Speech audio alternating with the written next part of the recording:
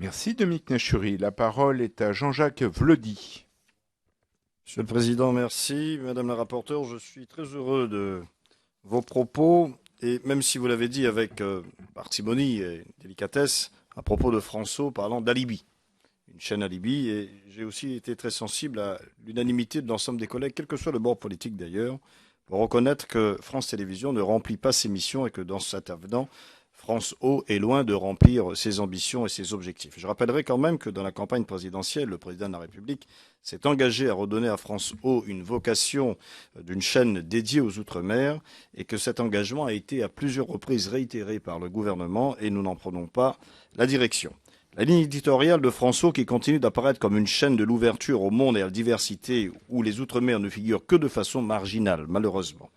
De plus, le dernier organigramme du groupe de France Télévisions montre qu'il n'existe plus aucun lien entre la chaîne France O et Outre-mer Première, le réseau des stations locales de télévision et de radio du service public dans les Outre-mer.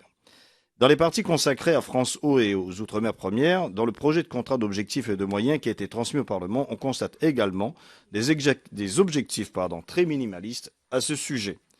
On constate donc des réticences manifestes de la direction de France Télévisions quant à la mise en œuvre d'une nouvelle orientation éditoriale redonnant à France O sa vocation de chaîne dédiée aux territoires et départements d'outre-mer.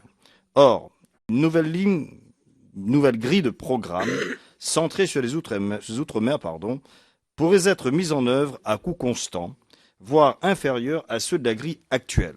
Et si, effectivement, il y a une diversité des territoires, il y a une façon très simple et très logique de la mettre en œuvre, c'est tout simplement de faire confiance aux équipes de Outre-mer Première qui se trouvent sur ces territoires pour produire les documents et produire donc cette richesse documentaire et les transmettre à France O, qui serait à ce moment-là effectivement une chaîne de diffusion de ce qui se passe sur les territoires et les départements d'outre-mer et la France ultramarine en général.